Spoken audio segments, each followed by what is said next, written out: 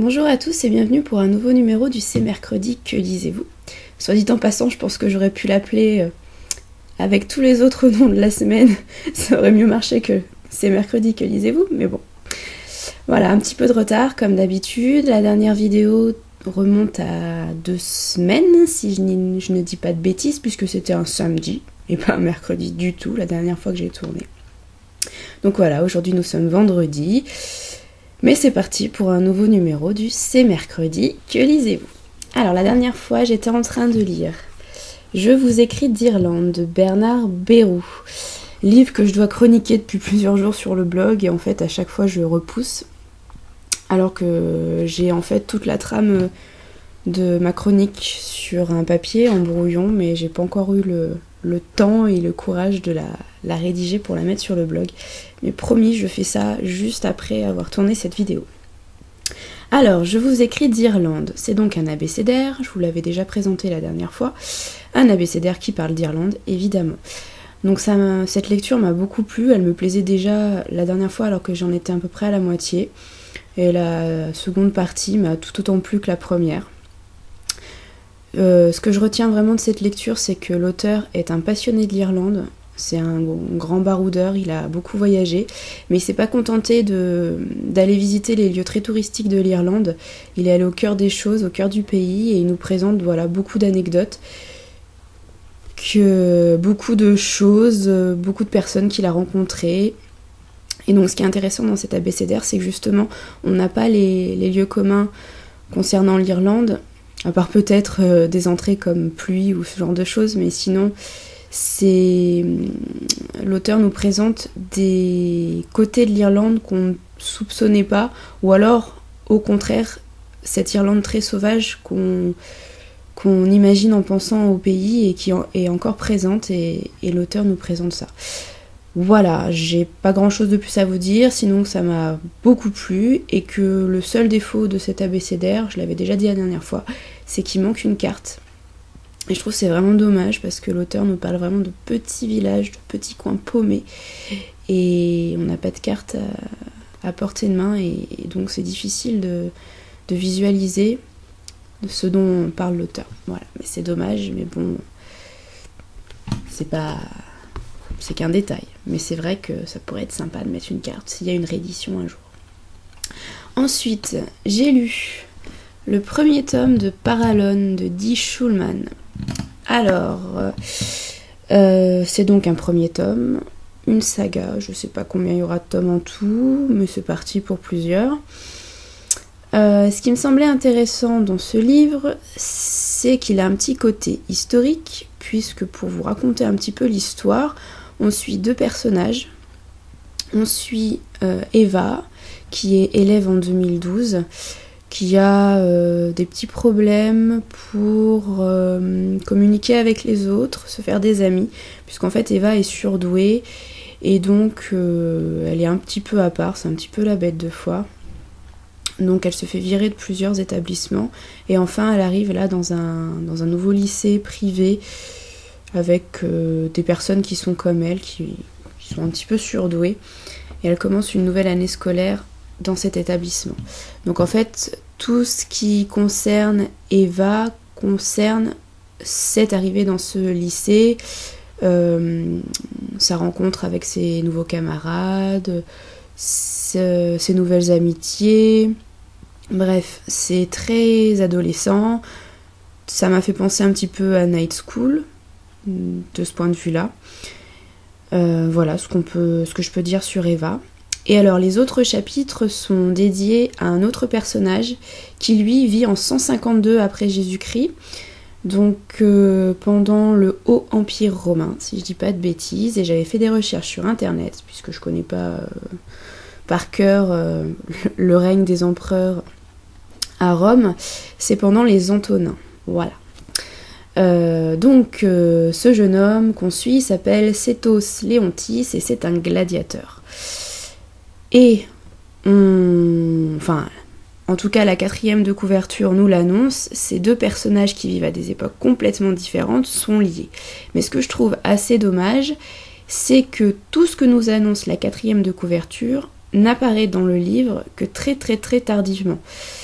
Donc en fait, si vous vous attendez à lire donc une histoire d'amour qui lie deux époques, ça n'arrive vraiment que dans le dernier tiers, je dirais, du titre.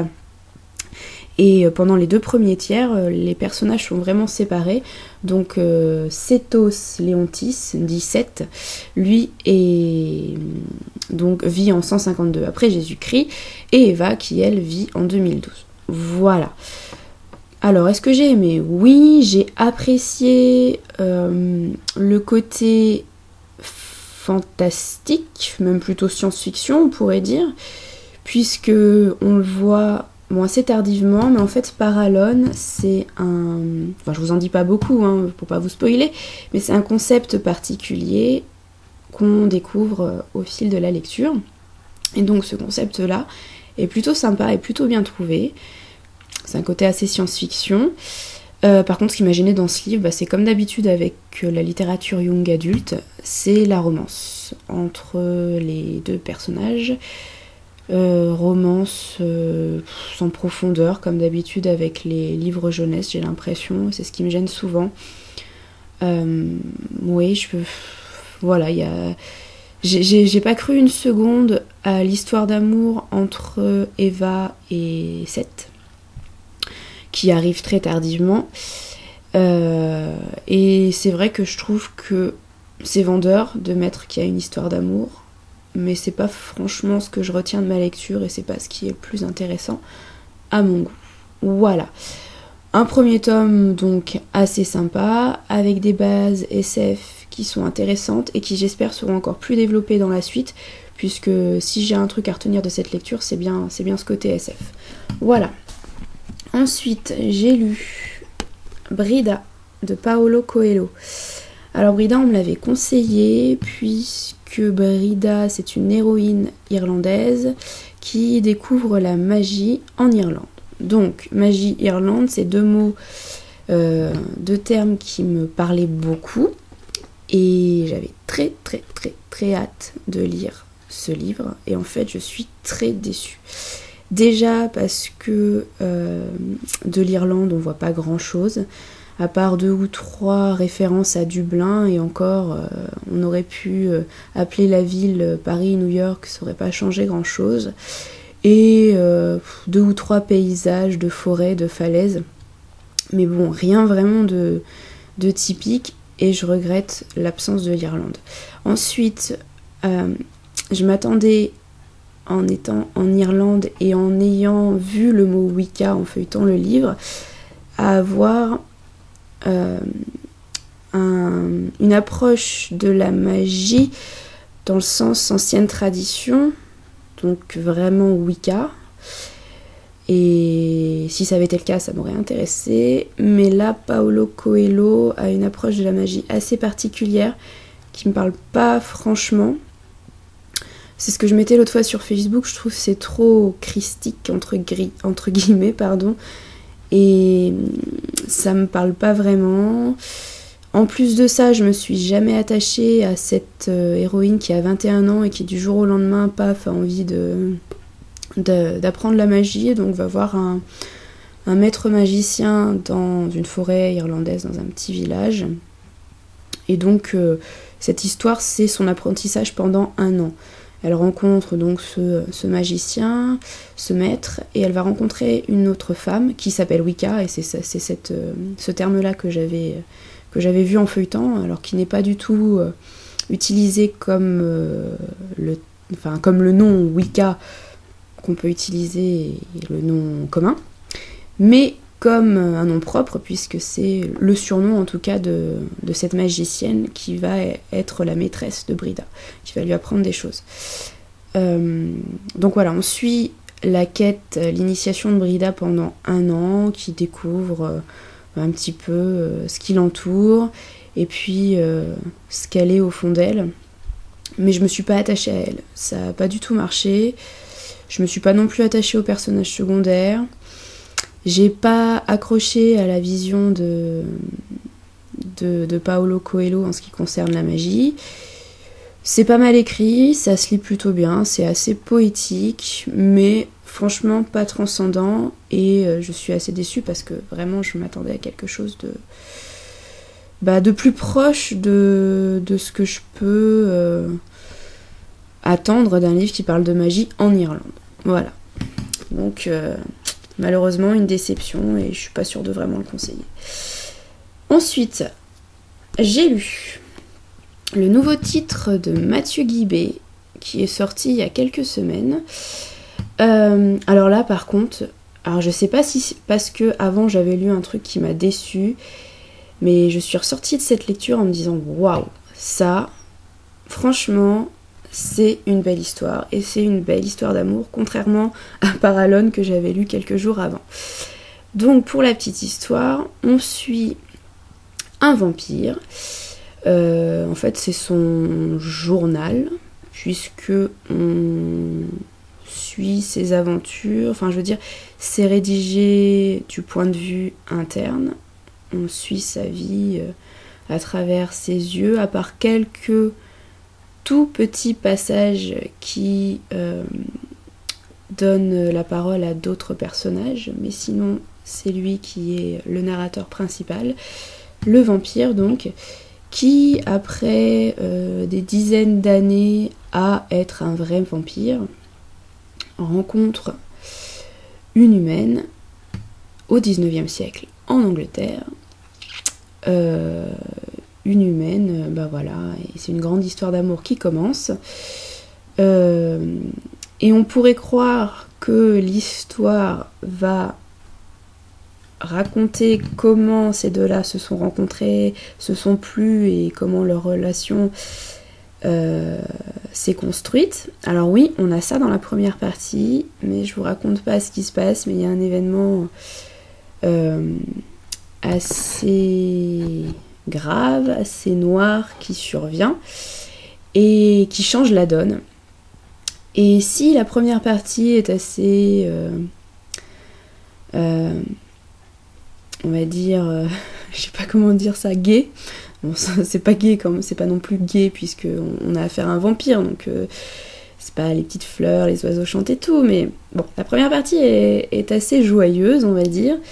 Et alors ensuite, on se retrouve dans ce que j'ai envie d'appeler la mélancolie vraiment du romantique. Enfin, je l'ai perçu comme ça, ce livre. Alors peut-être que je me trompe complètement, mais je l'ai perçu comme ça.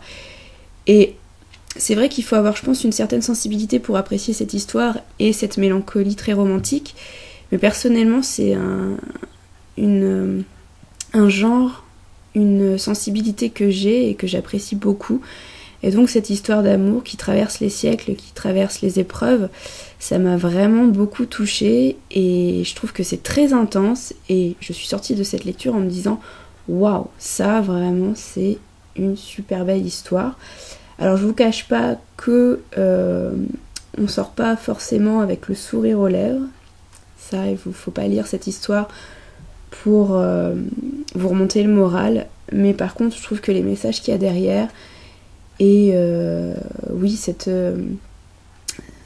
évolution de l'amour, cette construction, enfin bref, j'ai adoré, j'ai trouvé ça vraiment très très bien conté, assez fort, intense en émotion, très riche.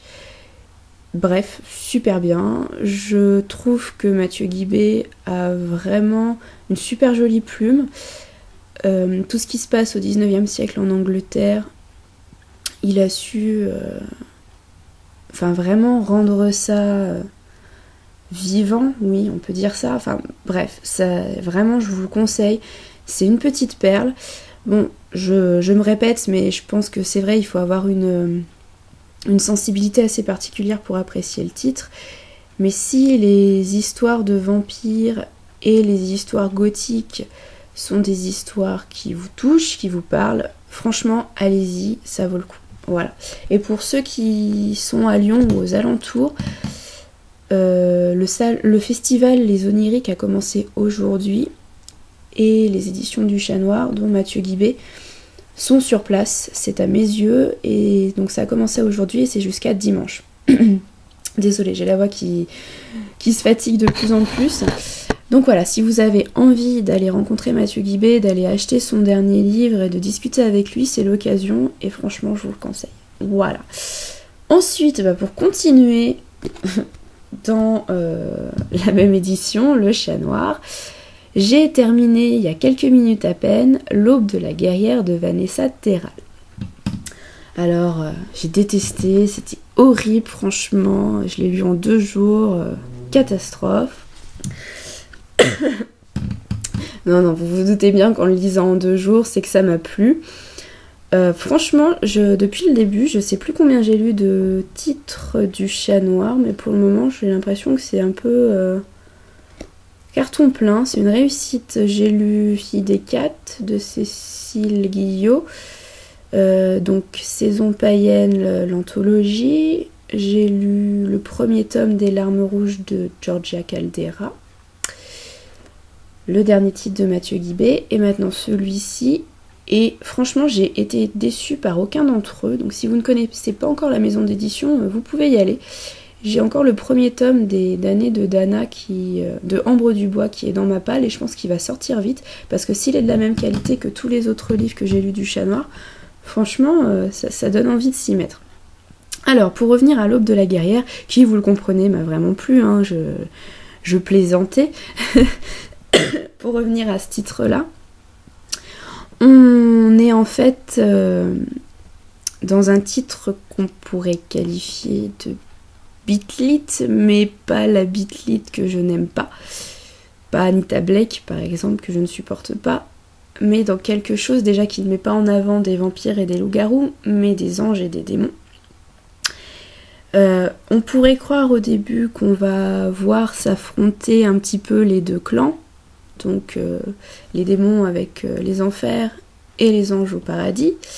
Mais en fait, c'est plus complexe que ça. On a une héroïne qui ne trouve pas vraiment sa place et qui la cherche. Et on a plein de choses autour qui se mettent en place au fil des pages. D'ailleurs, je pensais pas du tout qu'on allait aller dans ce sens-là, dans ce coin-là. Et ça m'a vraiment plu. Donc merci Vanessa, puisque je veux pas trop en dire, mais là où tu mènes ton héroïne, c'est quelque chose que je ne connais pas beaucoup, mais quelque chose qui m'a toujours attirée. D'ailleurs, j'ai plein de livres sur le sujet, mais je me suis pas encore lancée, il faudrait d'ailleurs. Donc merci, ça m'a donné envie d'en apprendre plus de mon côté et d'aller lire des choses sur le sujet. Donc je suis désolée si c'est flou pour ceux qui n'ont pas lu le livre, mais je peux pas en dire plus parce que c'est une belle surprise et je veux pas la gâcher. Donc voilà, ce que je peux dire de cette histoire, c'est que l'univers est super riche, très original. Le combat ange-démon, au départ on pourrait penser que c'est que ça, et en fait il y a plein de choses à côté, mais bon, c'est un petit peu la base, on va dire. Ça, c'est quelque chose qu'on lit assez peu, enfin en tout cas que j'avais peu lu jusque là, donc déjà c'était un bon début, et en plus de voir qu'il y avait plein de choses à côté, c'était encore mieux. Donc voilà, l'univers qui est hyper riche, une héroïne qui est très attachante, et pourtant elle a un caractère pas toujours très facile. Je pensais que ça allait pas trop passer entre Solange et moi, donc Solange c'est l'héroïne, une jeune femme qui a 23 ans, et qui est décédée, puisque dans cette histoire on rencontre pratiquement que des gens qui sont morts, puisque ça se passe du côté des anges et des démons, donc après la vie sur Terre. Et donc cette héroïne, je pensais que j'allais pas vraiment l'apprécier, puisqu'elle a un caractère un petit peu de chien. Mais en fait, je l'ai beaucoup appréciée, puisque j'ai trouvé sa personnalité plutôt riche, bien creusée, ça m'a plu.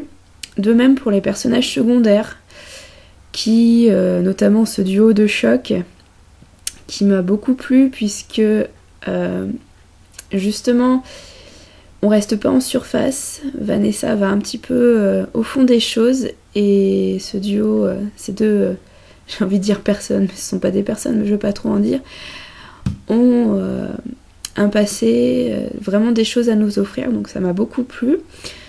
Et j'ai aussi énormément aimé la plume, puisque j'ai trouvé que c'était rythmé, qu'il y avait un côté...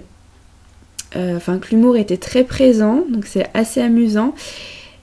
Donc on a ce côté un petit peu oral, si vous voulez, qu'on peut retrouver en Beatlit habituellement, mais oral mais pas vulgaire. Et c'est ça qui m'a plu, parce que souvent quand on lit de la Beatlit et que les héroïnes sont un petit peu vives, elles ont tendance à être vulgaires, et c'est ce qui me déplaît. Ici, Solange a ce côté, un bon caractère, mais la plume de Vanessa fait que on ne tombe pas dans les excès, on tombe pas dans la vulgarité, et ça franchement ça m'a plu. Voilà, je pense que je vous ai tout dit. Je vous ai dit que l'univers était riche, que les personnages étaient super intéressants, que la plume m'avait plu, et l'intrigue en elle-même. Donc je sais pas, c'est peut-être pas ce que je retiendrai principalement, l'intrigue, mais elle est plutôt pas mal menée. Et ouais, franchement, c'est une super bonne lecture. Je sais pas s'il y aura une suite, j'espère. Comme le souligne Nathalie Do dans la postface, ça me plairait bien qu'il y ait une suite, et j'espère que c'est en cours d'écriture. Vanessa, je te pose la question. En tout cas, ton univers mérite d'être un petit peu plus... mérite que le lecteur en apprenne plus, puisqu'il y a vraiment énormément de choses. C'est super riche, et j'aimerais bien avoir une autre histoire dans cet univers-là. Voilà pour mes lectures des 2 semaines passées. Donc, comme je viens de terminer L'Aube de la guerrière, j'ai pas commencé d'autres livres, mais je vais commencer dès ce soir un livre qui me fait vraiment, vraiment, vraiment très envie. Alors là, je change complètement de style. Fini l'imaginaire. Je pars du côté de la littérature anglo-saxonne du 18e-19e siècle. Et sur un titre para-austénien qui vient de sortir chez Milady, c'est le journal du colonel Brandon de Amanda Grange. Donc de cet auteur, j'avais déjà lu le journal de Monsieur Darcy en anglais, et qui a été traduit il y a quelques temps chez Milady aussi. Un journal qui m'avait énormément plu. Et donc j'espère que ça sera le cas aussi pour ce journal-là. Alors, le colonel Brandon, c'est un des héros de Raison et Sentiment, un livre de Jane Austen. Je sais que je fais un petit peu grincer des dents en disant ça, mais Raison et Sentiment, je pense que pour le moment, c'est un des romans de Jane Austen que j'aime le moins. Ça veut pas dire que je l'aime pas, hein, j'aime tous les romans de Jane Austen. Mais je pense que c'est l'histoire qui me touche le moins. Je m'attache pas vraiment aux héroïnes. Leur destin, leurs aventures sont intéressantes, mais Elinor et Marianne ne sont pas des héroïnes qui me touchent beaucoup.